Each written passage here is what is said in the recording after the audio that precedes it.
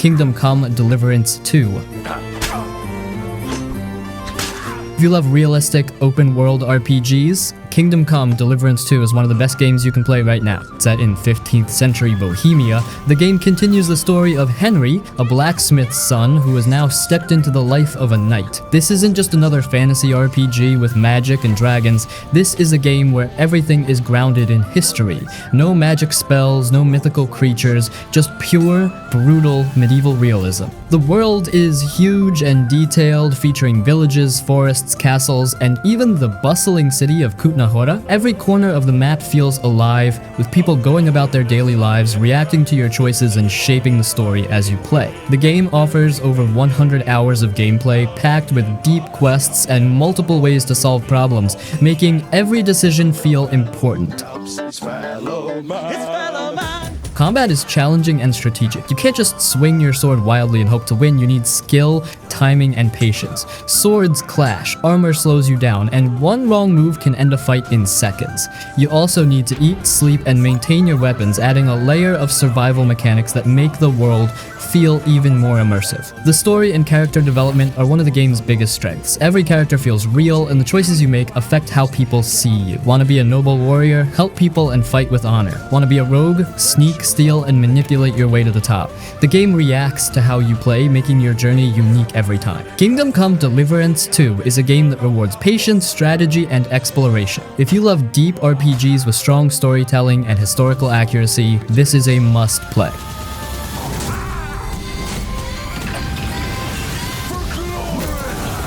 The Saboteur. Alright, imagine this. You're in Paris during World War II, but everything looks sad and lifeless. The whole city is black and white, and the only color you see is the bright red of Nazi banners everywhere. But don't worry, you're not just some random guy. You're Sean Devlin, an Irish dude who's angry, fast, and ready to fight back. Sean is a race car driver, but after some bad stuff goes down, he decides to stop racing and start blowing things up. His goal? Kick the Nazis out of Paris one explosion at a time. And here's the cool part. When you destroy Nazi bases, rescue people, or take back the city, the black and white world turns colorful again. It's like you're literally bringing hope back just by doing your thing. You're not just running in with guns blazing though, you're a saboteur, which means you gotta be sneaky. You can wear disguises, climb buildings like a parkour pro, and set off explosives when nobody's looking. But if they catch you, run like hell, steal a car, or climb up a rooftop and disappear. And speaking of cars, the driving is awesome. Sean knows how to handle a vehicle, so you can speed through the streets, escape shootouts, or just race around for fun. And when things get bad, jump out, pull out your gun, and start blasting. The whole game makes you feel like you're in an old school spy movie. The music, the sneaky missions, the huge explosions, it all feels super cool. And the story? At first Sean just wants revenge, but as he fights he starts caring about the people and the city, and that makes everything feel important. The Saboteur is an underrated gem. It's got stealth, action, racing, climbing, explosions, and a world that literally changes based on what you do. It's fun, unique, and still worth playing today.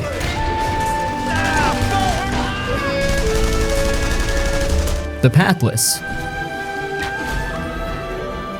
Picture this, you're in a massive open world, full of mystical forests, giant ruins, and mountains that seem to go on forever. But there's no map, no markers, no long list of boring objectives. It's just you, your bow, and your eagle, and you gotta trust your instincts to find your way. You play as the Hunter, a skilled archer sent to a land that's been cursed by a dark force. The world is dying, and giant, raging spirits are spreading the curse everywhere. Your job? Break the curse and restore the light. But this isn't just about fighting, it's about moving, exploring, and feeling free. The coolest part? You never stop moving. There's no slow walking, no clunky climbing. You shoot special talismans in the air to gain speed, and every shot makes you glide across the world faster. You're running, jumping, flipping, and before you know it, you're flying through the landscape with your eagle by your side. It's smooth, fast, and feels amazing.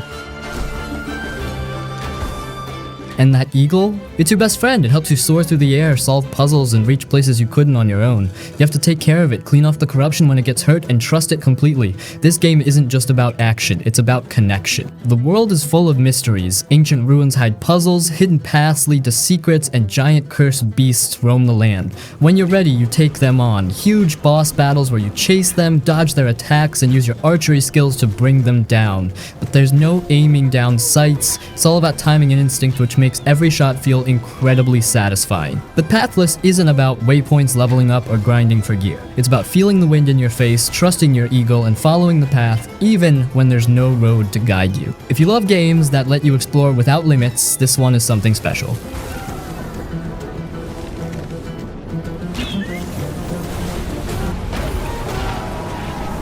Middle-earth: Shadow of War.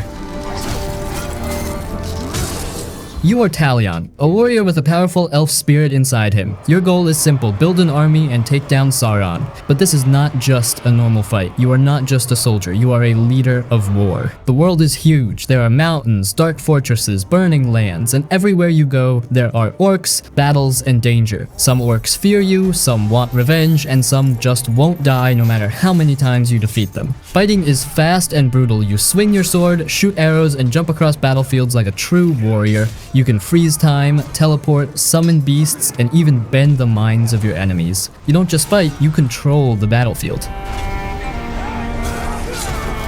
And the best part? The orcs are not just enemies, they have stories. Every orc you face remembers you. If one defeats you, they get stronger, meaner, and hungrier for more blood. If you burn one, they come back scarred and furious. Some will beg to serve you, some will betray you when you least expect it, and some will become your most loyal warriors. You are not just fighting, you are building an army. You take over strongholds, send spies into enemy camps, and lead massive sieges where hundreds of soldiers fight at once. Every battle is different because the orcs have their own plans, their own grudges, and their own ways of fighting back. The world feels alive, the battles feel real, and every choice changes what happens next. No two players will have the same experience.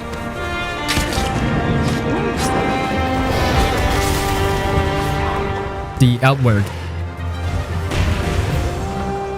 This is not like other RPGs. There is no chosen hero, no magic destiny, no easy fights. You are just a normal person trying to survive in a dangerous world. You start with nothing, no gold, no special weapons, not even a safe place to stay. You need to earn everything: food, money, better gear.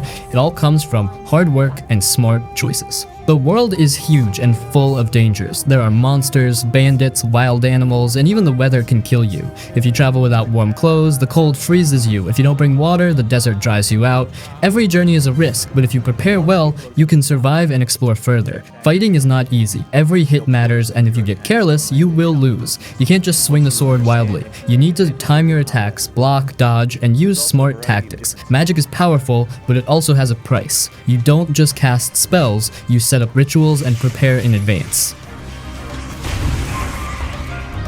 And here's the thing, you can't just reload a save when you die. If you lose a battle, the game doesn't end. Maybe bandits capture you, maybe a stranger rescues you, or maybe you wake up in the middle of nowhere, barely alive. Every loss is part of the journey, and every mistake teaches you something new. You don't travel alone, you can team up with a friend in co-op, either online or split screen. Having someone by your side makes survival easier, but it also means sharing resources and planning together. There is no single way to play. You can join different factions, become a trader, a warrior, a mage, or just a traveler exploring the unknown. Every choice shapes your story. Outward is not a game that holds your hand. It is tough, slow, and rewarding. Every victory feels earned, and every failure teaches you a lesson. If you love RPGs that push you to think, plan, and survive, this is the game for you.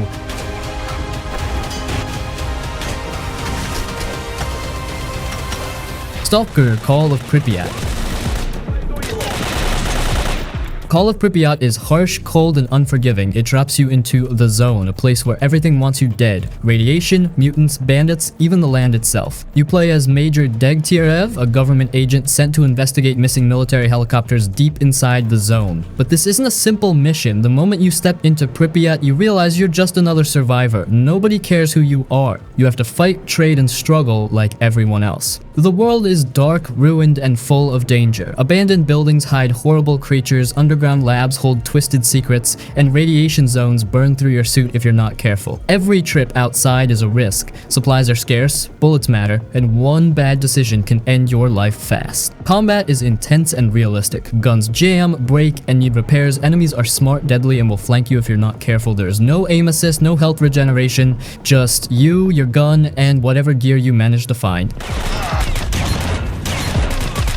And then there are the anomalies, strange, floating distortions that twist gravity, burn flesh, or throw objects across the air. These are deadly but also valuable because inside them you can find artifacts, rare objects that sell for good money or give you special abilities. But Call of Pripyat isn't just about survival. The people in the zone have stories, and your choices affect what happens to them. Some are desperate traders, others are mercenaries, and some just want to escape the zone before it kills them. Who you help, who you betray, and how you handle situations changes the world around you. The game doesn't hold your hand. No quest markers, no easy answers, no second chances. Just pure survival, deep atmosphere, and a story that pulls you in and never lets go. If you want a game that makes you think before you shoot, plan before you move, and feel the weight of every bullet, Stalker Call of Pripyat is one of the best open-world survival shooters ever made.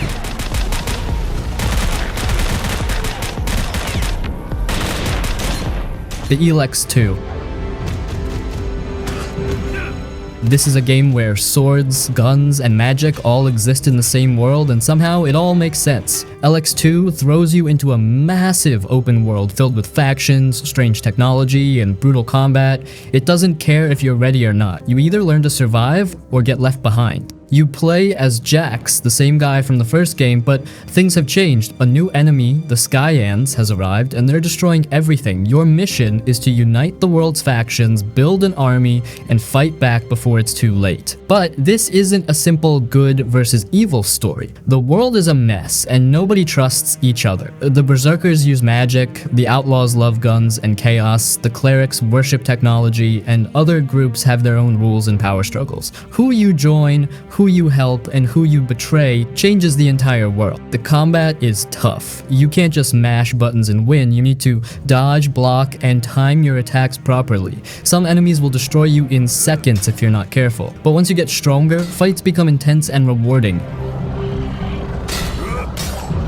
And movement, you have a jetpack. You can fly over enemies, escape danger, and explore places normal RPGs would never let you reach. It makes the world feel huge and full of secrets. The choices you make matter. NPCs remember what you do, react to your past, and if they hate you enough, they might attack you on sight. Missions can go in multiple directions, and there's no holding your hand. The world is dark, broken, and full of things to discover. You'll find ruined cities, dangerous wastelands, hidden labs, and ancient machines that should have stayed buried. Every place has a story to tell, and if you take the time to explore, you'll always find something interesting.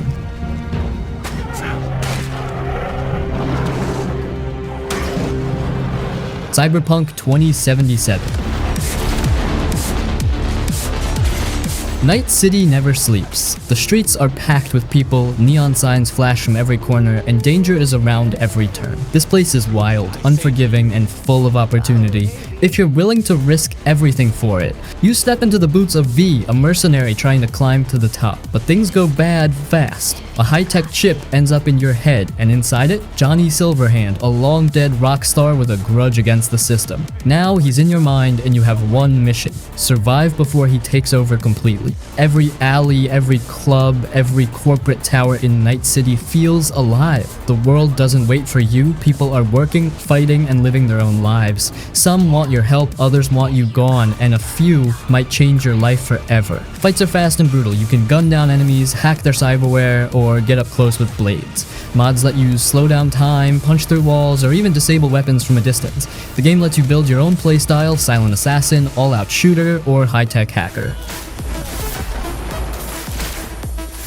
Cars and bikes let you tear through the city at high speed. One second you're cruising past neon-lit skyscrapers, the next you're racing through dusty wastelands, dodging bullets and explosions. But the real magic? The choices you make shape everything. Who you trust, who you betray, and how you handle situations changes your story. No two playthroughs are the same, and the world reacts to everything you do. Cyberpunk 2077 had a rough start, but now, with big updates and the Phantom Liberty expansion, it has become one of the best open-world RPGs out there. A game full of action, heart, and unforgettable moments.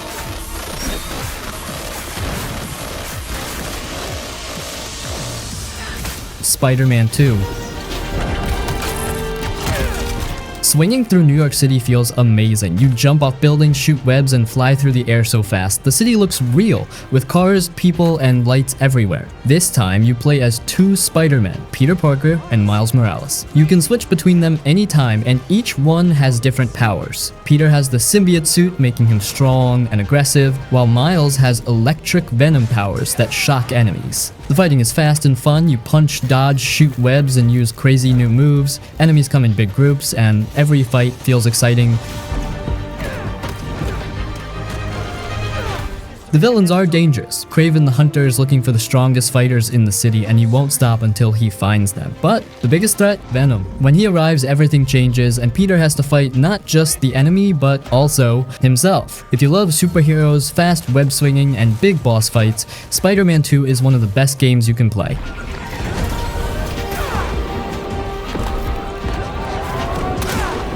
I divine cybermancy. This game is crazy, confusing, and completely unique. It throws you into a dark cyberpunk world, but instead of holding your hand, it drops you in and lets you figure things out yourself. You play as a cybernetic warrior, part of a secret group fighting against a massive, mysterious war. There are factions, betrayals, weird dreams, and strange voices in your head. The story makes you think, and sometimes it doesn't even make sense, but that's what makes it interesting. The combat is wild. You can run on walls, jump insanely high, hack enemies, slice them with a sword, or just blast them with massive guns. Everything is fast, brutal, and over the top. Hacking is like its own battle. You don't just press a button, you enter a whole system where you fight back against security programs. If you fail, the system can hack you instead. The RPG elements are deep. You upgrade your body with cybernetic implants, unlock new psychic powers, and change how you play. Want to be a stealthy assassin? You can. Want to be a giant tank with machine guns? That works too. The world is dark and strange. Huge futuristic temples, neon-lit streets, abandoned labs. You never know what's coming next. There are secrets everywhere. And the more you play, the more you uncover.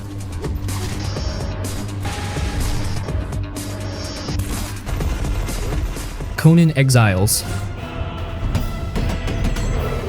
Conan Exiles is a game about survival. You start with nothing, left to die in a harsh, brutal world. No weapons, no shelter, just you, the burning sun, dangerous beasts, and other survivors who might want you dead. Everything you do is about staying alive. You need to find food and water, build a shelter, and craft weapons to protect yourself. The world is massive, full of deserts, jungles, mountains, and ancient ruins, but it's also full of dangers. Giant monsters, deadly sandstorms, and rival players who can raid your home. Combat is tough and brutal. You can use swords, axes, bows, and even magic.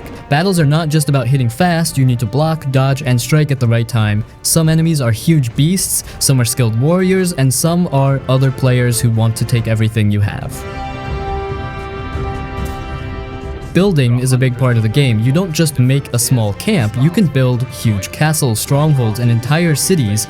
You place every wall, door, and tower yourself, making it truly your own. But be careful, other players can destroy everything you built if you're not prepared. You can capture NPCs and make them your thralls, warriors, workers, or even dancers to keep your people happy. You can even form your own clan, teaming up with others to dominate the world together. The world is full of ancient secrets. You can explore old ruins, fight terrifying gods, and uncover the lost history of the exiled lands. There's always something to discover. Whether you play alone or with friends, Conan Exiles is a game where you make your own path, become a king, a raider, a survivor, or a builder of great cities. The world is harsh, but if you're strong enough, you can conquer it.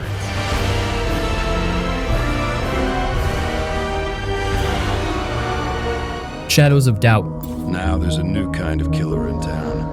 So, Shadows of Doubt is one of those games that just pulls you in. It's a detective sim set in a dark, futuristic city where everything is procedural, which basically means every building, every person, every crime is randomly generated every time you play. So, yeah, no two cases are ever the same, which is pretty cool. You play as a private detective, and your job? Solve crimes. Could be a murder, could be a break-in, could be something even bigger. How you go about it? Totally up to you. You can be the classic detective, carefully piecing together clues, checking security cameras, breaking breaking into apartments, scanning fingerprints, reading emails, you name it. Or, if you're feeling a little chaotic, you can just kick down doors, bribe people, or hack into systems to get what you need. The game doesn't really stop you from doing things your way, and that's what makes it feel so alive. And speaking of alive, the city, it's insane. Every NPC has their own daily routine. They wake up, go to work, grab a coffee, come home, sleep. It all just happens around you. So if you're tailing a suspect, you gotta be smart about it. Wait outside their job, follow them home, sneak in when they're asleep. There's a real detective feel to it. Keeps better records than a crook. And killers. Actual detective work? Super detailed. You've got a big evidence board where you pin up clues, connect people, track locations. It's like being in one of those detective movies where the guy is staring at a wall covered in red strings. And it's not just for show. You really do need to connect the dots to solve cases. If you're lazy and just randomly accuse someone, yeah, that's gonna backfire badly. But okay, it's not perfect. Since everything is procedurally generated, sometimes things can feel a bit off, like weird NPC behaviors or cases that don't fully make sense. And the game kind of just throws you in with no hand-holding, so if you're expecting a step-by-step guide on how to be a detective, well, good luck. But honestly, that's part of what makes it so engaging. Overall, Shadows of Doubt is one of those games where if you love solving mysteries, sneaking around, and piecing things together like a real detective, you're gonna have a blast. It's deep, immersive, and every case feels like your own little story. If you're into detective stuff, this is 100% worth checking out.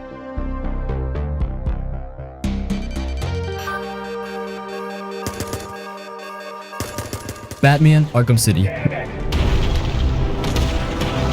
Man, Arkham City is something special. If you've ever wanted to feel like Batman, this game nails it. It takes everything that made Arkham Asylum great and cranks it up to 11. A bigger world, crazier villains, and some of the best combat in any game. So, the setup? Gotham has done the dumbest thing possible. They took part of the city, walled it off, and threw all the criminals inside, turning it into a lawless prison. And surprise, surprise, everything goes horribly wrong. You get thrown in there as Bruce Wayne, and within minutes you're suited up as Batman, trying to stop Hugo Strange, Joker, Two-Face, Penguin, and a bunch of other Gotham lunatics who are all up to no good. The open world is just chef's kiss. You're not just running around, you're gliding, grappling, diving off buildings, and it all feels smooth as hell. You can drop into street fights, save civilians, or just lurk on rooftops watching criminals panic. And the combat? Perfection. This is the game that set the standard for action combat in modern games. Punch, counter, dodge, combo, use gadgets mid-fight. It's all so fluid. When you get into a rhythm, you feel unstoppable. Like you're really taking down thugs with skill instead of just button mashing.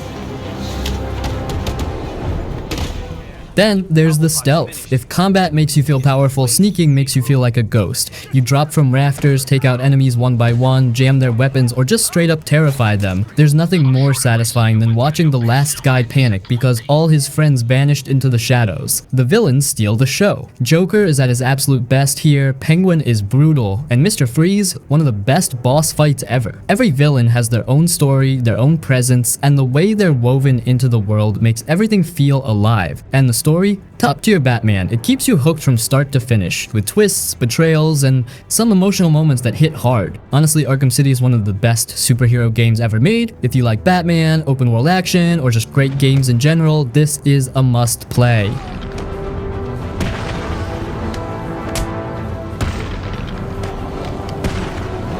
Assassin's Creed Black Flag. Now this is how you do a pirate game. Black Flag isn't just about sneaking around and stabbing people. It's about freedom, adventure, and sailing across the open sea like a true pirate. You play as Edward Kenway, a pirate who accidentally gets caught up in the whole Assassin Templar mess, but here's the thing, he doesn't care about their war. He just wants gold, glory, and a life of freedom, and honestly, that makes him one of the most fun and interesting protagonists in the series. The best part of the game? The open sea. You're not stuck in one city, you have a massive world to explore, filled with islands, hidden coves, naval forts, and enemy ships to raid. You hop on your ship, the Jackdaw, and just sail wherever you want. And the naval combat? Incredible! You fire cannons, ram enemy ships, board them with your crew, and steal their loot. Every battle feels epic, especially when a storm rolls in and the waves start rocking your ship like crazy. But it's not just about the ships. The land gameplay is classic Assassin's Creed. Sneaking, climbing, taking out targets from the shadows. There are huge cities like Havana and Kingston, hidden Mayan temples, and even underwater shipwrecks you can explore. The world feels alive. Your crews sing sea shanties as you sail, merchants trade in the markets, and rival pirates fight for control of the seas. It's not just an Assassin's Creed game, it's a full pirate experience. The story is great, but it's the journey that makes this game special. The feeling of charting your own course, hunting down treasure, and living the life of a pirate is just unmatched. If you love pirates, open world exploration, or just great action games, Black Flag is one of the best Assassin's Creed games ever made.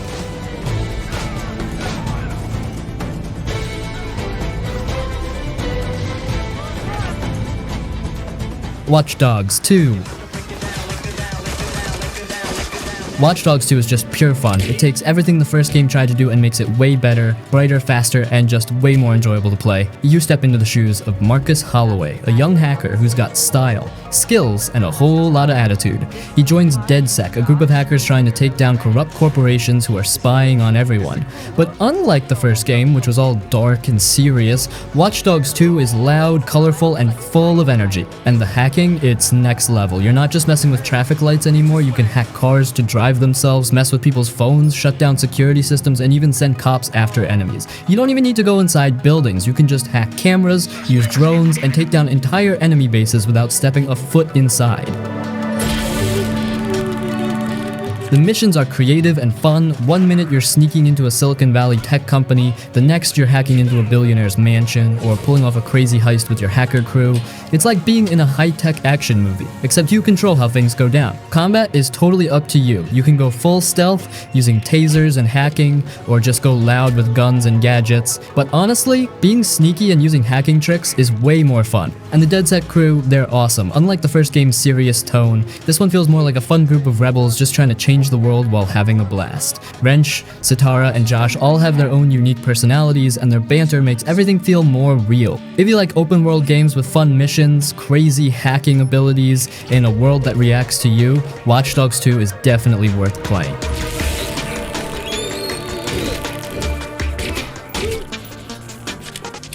Submerged Hidden Depth.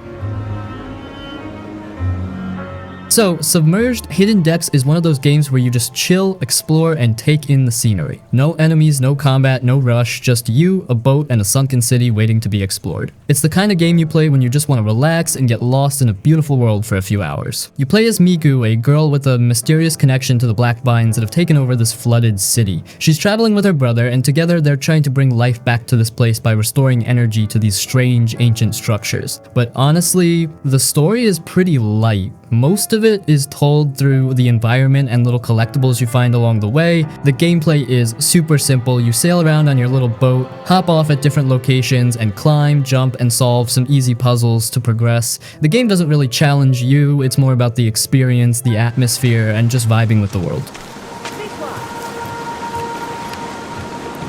And let's talk about that world because it's gorgeous. The flooded ruins, the overgrown buildings, the way the sun sets over the water, it all looks stunning. There's even a day and night cycle, which makes everything feel even more alive. And the music? Soft, peaceful, and totally fits the mood. Now, if you're looking for action or deep gameplay, this isn't the game for you. There's no real danger, no combat, and the puzzles are super easy. It's more of a relaxation game, something to unwind with after a long day. But if you love slow-paced exploration, beautiful scenery, and just getting lost in a quiet, peaceful world, Submerged Hidden Depths is a great little adventure. It's short, simple, and just a nice, calming experience.